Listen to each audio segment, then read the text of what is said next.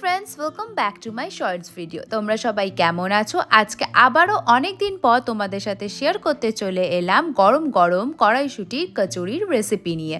তাতে প্রথমে কড়াইতে মৌরি, গোলমরিচ, জিরে ভালো করে শুকনো কড়াইতে আমরা ভালো করে ভেজে নেব।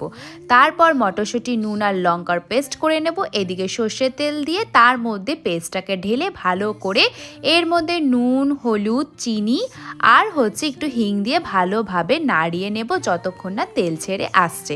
আর এইদিকে দেখালাম আমার চিকেনটা অলরেডি ডান, যেটার সাথে কিন্তু আমরা খাবো। এরপর সেই ভাজা মশলাটাকে শিলনোড়ায় গুঁড়িয়ে নিতে হবে। ভালোভাবে মা কিন্তু শিলনোড়ায় বেটে নিল। এরপর এই মশলাটা কড়াইশুঁটির পেস্টে ভালোভাবে সেটাকে তেল যতক্ষণ না ছেড়ে আসছে ততক্ষণ কিন্তু নাড়িয়ে নিতে হবে। তারপর ময়দা মেখে সেটাতে লিচি কেটে এক এক করে পুর ভরে গোল গোল করে কিন্তু রেখে দিতে হবে।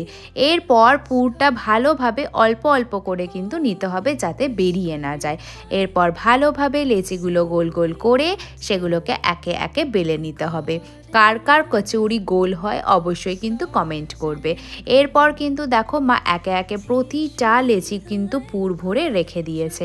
এরপর ভালোভাবে ওটাকে কিন্তু ভালোভাবে বেলে নিয়ে এক এক করে কিন্তু তেলে ভেজে নেবে। দেখতেই পাচ্ছ কি দারুণ কিন্তু ফুলছে, একটুও কিন্তু বেরিয়ে যায়নি। তোমাদেরকে আমি শেয়ার করি, এই দেখো আমি একটা কচুরি ছিঁড়ে দেখাচ্ছি, দেখো কি দারুণ পুরে ভরা। আর এটার সাথে কিন্তু আমরা চিকেন কম্বিনেশন করেছিলাম, আর সাথে ছিল কিন্তু পায়েস। কেমন লাগলো ভিডিওটা অবশ্যই কিন্তু কমেন্ট করবে। টাটা।